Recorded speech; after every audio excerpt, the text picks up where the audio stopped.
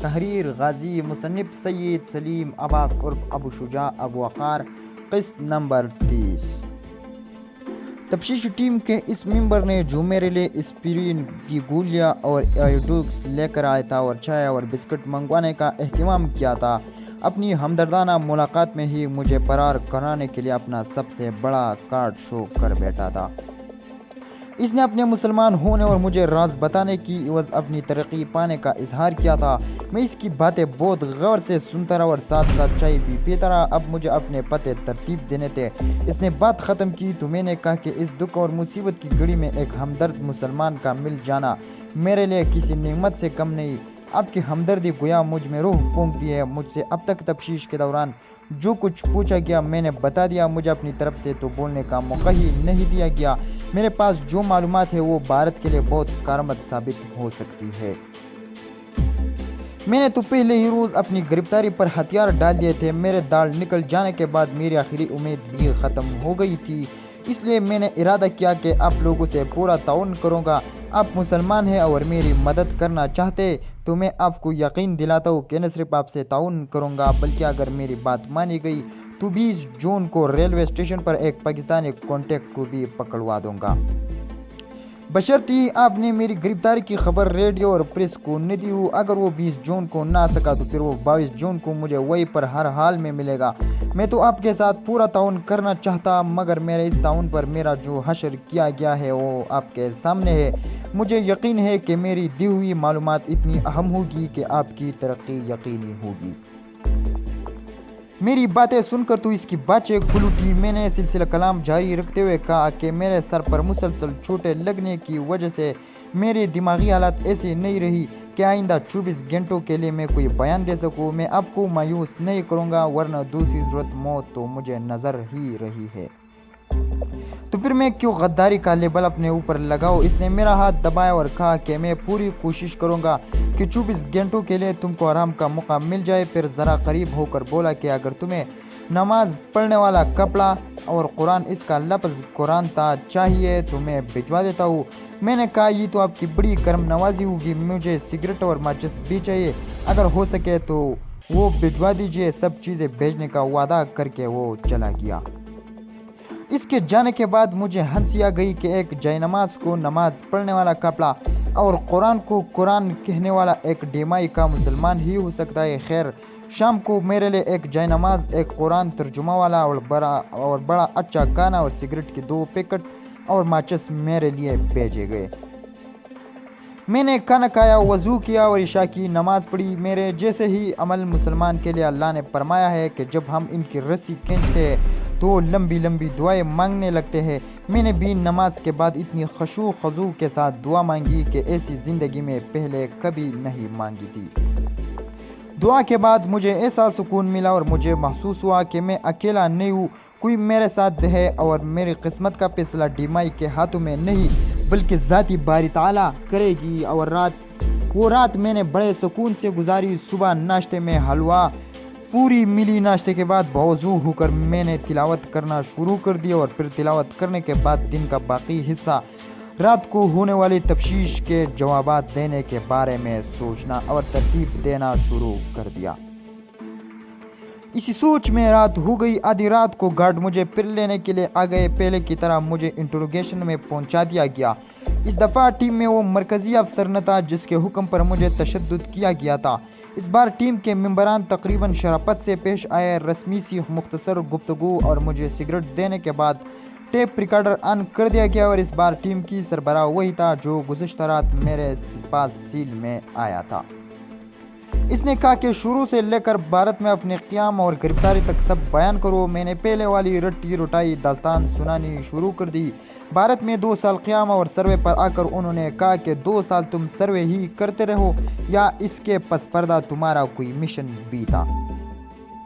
میں نے کہا کہ مجھے سروے کرنے اور لمبے عرصے کے لیے بھارت میں ایڈجسٹ ہونے کا کہا گیا تھا۔ تو اس نے کہا کہ لمبے عرصے قیام کے پیچھے کوئی مشن تو ہوگا۔ تو میں نے کہا کہ زیادہ تو نہیں پتا، بس اتنا معلوم ہے کہ شاید بھارت افواج کی جاسوسی جیسا کچھ کہا تھا۔ اس نے کہا کہ پاکستان میں ایک جاسوس کو ٹریننگ دینے اور اس کی صلاحیتوں کو اجاگر کرنے کے لیے کئی سال لگ جاتے ہیں۔ میں نے جواب دیا کہ مجھے اداروں کے متعلق تو کچھ علم نہیں، کیونکہ یہ ٹاپ سیکرٹ ہے۔ صرف اتنا پتہ ہے کہ 6 ماہ کی شارٹ اور زیادہ لمبا عرصہ 2.5 سال کی ٹریننگ ہوتی ہے۔ ویسے بھی میری ٹریننگ اور بھارت میں 2 سال سے زیادہ قیام کے لیے تھا۔ اسی نے پوچھا، بھارتیہ فوج کے متعلق تمہاری کیا معلومات ہے؟ تو میں نے کہا کہ بھارت میں قیام کے دوران تو علم نہیں ہو سکا، مگر ٹریننگ کے دوران جو کچھ بتایا گیا وہی بیان کر دیتا ہوں۔ میں نے اپنی یادداشت پر زور دیتے ہوئے یاد کرنے کی ایکٹنگ شروع کر دی اور کہا کہ بھارتیہ فوج کے 5-6 انفینٹری ڈویژنوں کے نشان، ان کے بریگیڈ کے نمبر اور کون سی ریجمنٹس پر یہ بریگیڈ مشتمل ہے، اور ان کے شناختی نشان بتانے شروع کر دیے۔ اگرچہ روشنی مدھم سی تھی، مگر میں دیکھ رہا تھا کہ تفتیشی ٹیم بھی اختیار منہ کھولے خاموشی سے توجہ سے میری بات سن رہی تھی۔ پنکھوں کی اور بری آواز کو نظر انداز کر دیا جائے تو میں کہہ سکتا ہوں کہ وہاں پر مکمل خاموشی تھی۔ میں بھارتی تفتیشی ٹیم کے آگے بھارت کے ہی آؤٹ ڈیٹڈ راز کھول رہا تھا، جو ہر بھارتی ڈویژن کے بارے میں بات کرتے ہوئے مجھے ایسا محسوس ہو رہا تھا کہ ایک ایک کر کے ان کے کپڑے اترتے جا رہے تھے۔ میں نے تقریباً 2 گھنٹے 15 انفینٹری ڈویژنوں کے بارے میں بات کرنے کے بعد اپنا سر پکڑ لیا اور ٹیم کے سربراہ سے کہا کہ سر، چوٹوں کی وجہ سے میرا سر درد سے پھٹا جا رہا ہے۔ ممبران نے آپس میں کسر پسر کی اور وہ بولا کہ کوئی بات نہیں، تم تفتیش کل رات تک کے لیے ملتوی کر دیتے، امید ہے کہ کل بھی تم آج کی طرح تعاون کرو گے۔ یہ کہہ کر اس نے گھنٹی بجائی اور گارڈز اندر آ گئے تو ان تینوں تفتیشی ممبران نے تعاون کی وجہ سے مجھ سے ہاتھ ملایا اور گارڈ کو مجھے واپس سیل میں لے جانے کا حکم دے دیا۔ سیل میں بستر پر لیٹے ہوئے میں یہ سوچنے لگا کہ 2 سال سے زیادہ پرانی معلومات بیان کرنے پر ان کا جو رد عمل ہوا ہے، اگر وہی رد عمل بھارتیہ فوج کے سربراہ کا ہو تو وہ تو اپنی ساری فوج کی پوزیشن ہی تبدیل کر دے۔ اگر ایسا ہو جائے تو پاکستان کے حق میں بہتر ہو جائے، کیونکہ جب ایک جگہ پر ڈسپلائڈ فوج یا اس کا کچھ حصہ منہ کرتا ہے تو FIU والے بھی، جن کی دشمن کے علاقوں میں 15-20 میل کے رینج ہوتی ہے، سب کچھ معلوم کر لیتے ہیں۔ دشمن کی انتہائی اندر گھس کر جاسوسی کرنے والوں کے لیے یہ بچوں کا کھیل ہوتا ہے، جبکہ ایک جگہ ڈسپلائڈ فوج کے متعلق چھان بین مشکل ہوتی ہے۔ میں نے آج کی تفتیش خیریت سے گزر جانے پر شکرانے کے 2 نفل ادا کیے۔ رات کا باقی حصہ سوتے جاگتے اور کل کی تفتیش کی پلاننگ کرتے گزر گیا۔ آپ یقین جانیے کہ گرفتاری کے بعد مجھے اپنی اہل خانہ کی حوالے 20ویں بار تیزی سے آنکھوں کے سامنے گزرتی دکھائی دی، لیکن میں نے ان کے خیال کو ہر بار جھٹک دیا۔ انہی خیالوں میں رات کا بقیہ حصہ بھی گزر گیا۔ اگلا دن کچھ وقت سونے میں اور کچھ وقت رات کی تفتیش کی تیاری میں گزر گیا۔ میں جانتا تھا کہ میں ٹائم گن لینے کے لیے تفتیشی ٹیم کو جو معلومات دے رہا تھا، ان کا جب بھی تجزیہ کیا جائے گا تو تفتیشی ٹیم کی کارکردگی صفر ہی ہوگی، کیونکہ وہ اپنی ہی فوج کے متعلق باتیں سننا نہیں چاہتے تھے، اور وہ بھی اتنی پرانی۔ بہرحال میں نے جو سٹینڈ لیا تھا اس کی وجہ سے امید تھی کہ میں چند روز تک ان کے تشدد سے محفوظ رہ سکوں گا۔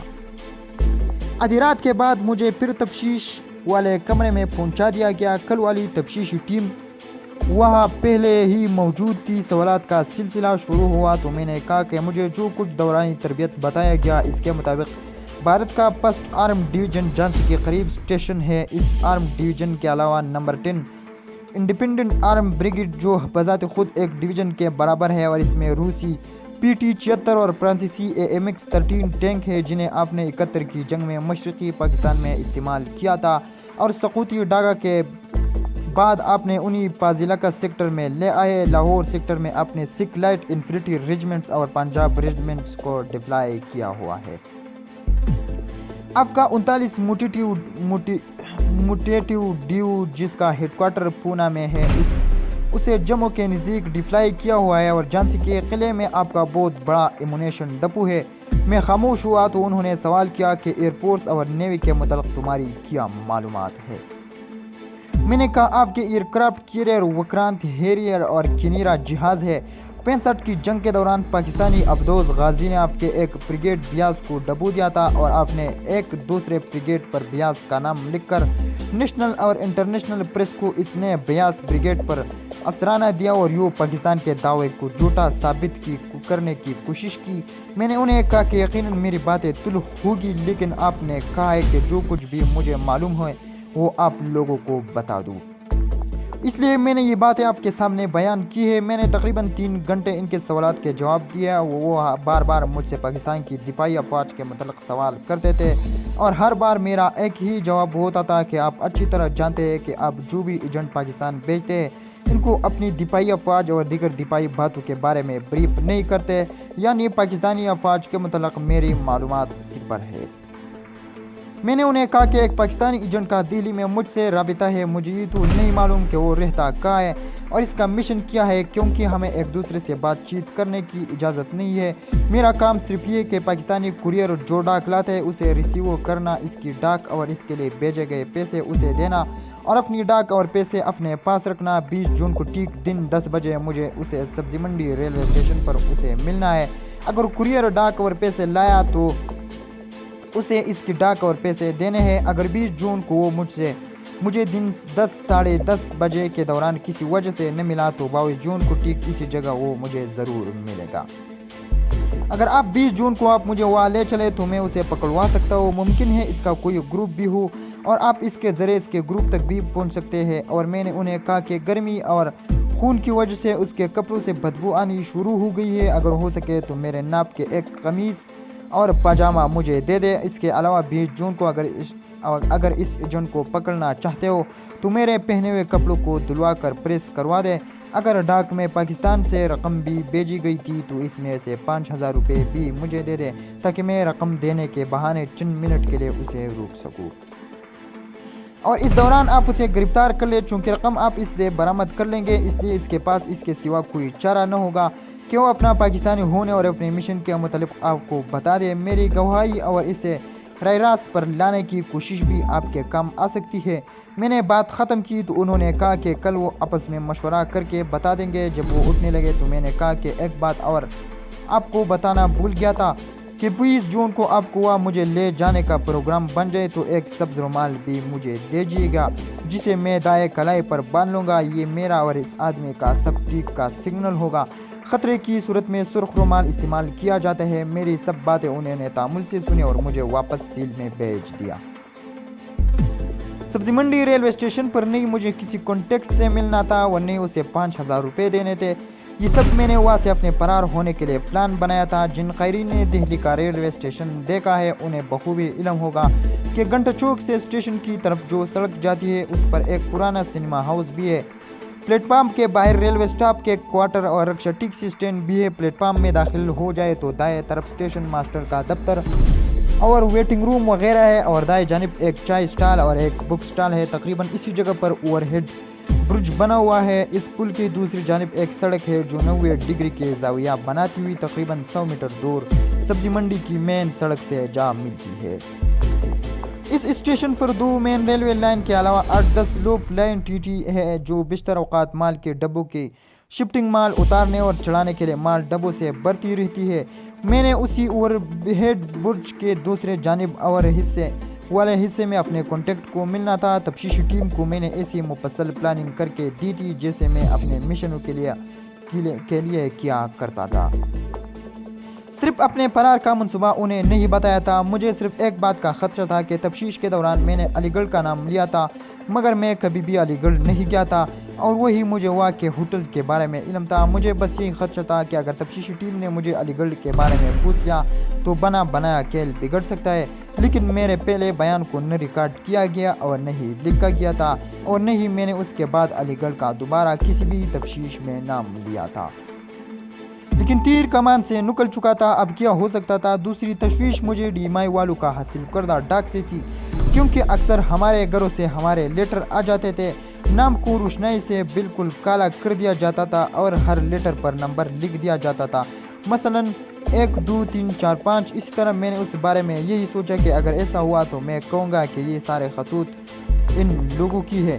اگلے روز شام کو میرے لیے سلیٹی رنگ کی قمیص اور پاجامہ آ گیا اور میرے پہنے ہوئے کپڑے لے لیے گئے۔ پاجامے میں ازاربند کی بجائے الاسٹک تھا، ایک ہوائی چپل اور سگریٹ بھی تھے۔ اس رات مجھے تفتیش کے لیے باہر نہیں نکالا گیا۔ اس سے اگلے دن صبح کے وقت گارڈ نے میری آنکھوں پر پٹی باندھی اور مجھے باہر لے جا کر کئی بار لٹو کی طرح گھمایا کر تقریباً 150 قدم चलने के बाद एक सील में ले जाकर मेरी पट्टी उतार दी। इस सील के गर्द भी ऊंची चारदीवारी बनी हुई थी। बाथरूम भी कमरे के पिछली तरफ बना हुआ था। यूँ समझ लीजिए जिसे सील से मुझे निकाला गया था ये भी वैसा ही था, लेकिन इस सील से 2 गुना बड़ा था। इस सील में 2 बेड थे और एक बेड पर एक नौजवान बेहोश पड़ा हुआ था। इसने भी सलीटी पाजामा और कमीज पहन रखी थी। जिस जगह खून के धब्बे थे, इस जवान की मुंह और कान से जमे हुए खून की लकीर चेहरे से होते हुए गर्दन तक चली गई थी। इसकी हालत देखकर ऐसा महसूस होता था कि उसे बड़ी बेदर्दी से मारा पीटा गया है। उसे देखकर मुझे ये शक गुजरा कि शायद वो मर चुका है। मैंने इसकी नब्ज टटोली तो वो चल रही थी। मैंने सोचा इन भेड़ियों ने न जाने किस जुर्म की पादाश में इस पर इतना जुल्म किया है कि जिंदा और मुर्दा में तमीज़ करना मुश्किल हो गई। 3-4 घंटों के बाद इस जवान ने कराना शुरू कर दिया और आहिस्ता आहिस्ता आंखें खोल कर इधर उधर देखा और मुझ पर नज़र पड़ी तो उसने पानी मांगा। पानी पीने के बाद वो कराहते कराहते नजरें बंद करके फिर सो गया या बेहोश हो गया। इसकी हालत देखकर मुझे अपने साथ आइंदा होने वाले तशद्दुद का अंदाज़ा हो रहा था। आखिर कब तक मैं तफ्तीशी टीम को ऐसे बहला सकता हूँ। गरूब आफ्ताब के बाद उसे फिर होश आया। मैंने पानी से इसकी गर्दन और चेहरे से खून साफ किया और उसे सिगरेट दिया। इसकी हालत ज़रा संभली तो मैंने इससे पूछा कि वो कौन है और इसकी हालत क्यों की गई। वो जवाब देने ही लगा था कि हम दोनों के लिए खाना आ गया। बड़ी मुश्किल से उसे चन्न वाले खाना खाया। मेरे दोबारा पूछने पर उसने बताया कि वो लाहौर रिंग महल का रहने वाला है। फिल्में देखने का उसे बहुत शौक़ है और इसी शौक़ के पेश नज़र इसने लाहौर के एक स्मगलर से राबिता करके भारत में दाखिल होने का प्लान बनाया। बॉर्डर क्रॉस करते ही भारतीय बॉर्डर सिक्योरिटी फोर्सेस ने उन्हें ललकारा। वो स्मगलर तो वहाँ का पुराना वाकिफ था। सरकंडों में छुपते छुपते बचकर निकल गया, जबकि वो सिक्योरिटी के हत्थे चढ़ गया। अपनी फील्ड ऑफिस में ले जाकर पहले तो उन्होंने मेरी तलाशी ली और मेरी जेबें खाली की। फिर बेतहाशा मार कर मेरे साथ स्मगलर का पूछने लगे। मैंने उन्हें सब सही बता दिया, मगर उन्होंने मेरी एक न सुनी और मुझे अमृतसर ले जाकर उसी महकमे के लोगों के हवाले कर दिया। वहाँ भी मुझ पर बेतहाशा तशद्दुद किया गया, लेकिन मेरे पास मजीद इनको बताने के लिए कुछ न था। अमृतसर से मुझे यहाँ लाया गया। मुझे तो ये भी नहीं मालूम ये कौन सा इलाका है। 14-15 रोज से मुझे हर रात एक तहखाने में मुझे ले जाकर मारा पीटा जाता है। पहले मुझे एक अंधेरी कोठरी में रख जाता। 2 दिन हुए हैं मुझे यहाँ शिफ्ट किया है। अब आप भी मेरी तरह मुसीबत में गिरफ्तार लगते हैं। अगर आप मुसलमान और पाकिस्तानी हैं तो खुदा के लिए मेरी मदद कीजिए और किसी तरह इन जालिमों के शिकंजे से मुझे निकलवाइए। मैंने नौजवान को दिलासा दिया और कहा कि अगर तुम बेगुनाह हो तो मैं बालाखिर छोड़ देंगे और गैर कानूनी बॉर्डर क्रॉस करने की सूरत में ज़्यादा से ज़्यादा 3 साल की सज़ा हो जाएगी। मैंने कहा कि यार मैं भी तुम्हारी तरह बेबस हूँ, इसलिए मैं अमली तौर पर तुम्हारे लिए कुछ भी न कर सकता। हौसला रखो, यकीनन अल्लाह पाक कोई न कोई रास्ता निकाल देंगे। इस लड़के ने कहा कि आपको यहाँ किस जुर्म के तहत लाया गया। मैंने कहा बहुत लंबी कहानी है, फिर कभी सुनाऊंगा। इसी रात जब बाहर का दरवाज़ा खुलने की आवाज़ आई तो मैं खुद को तैयार करने लगा, मगर गार्ड ने इस लड़के को दबोचा और घसीटते हुए बाहर ले गए।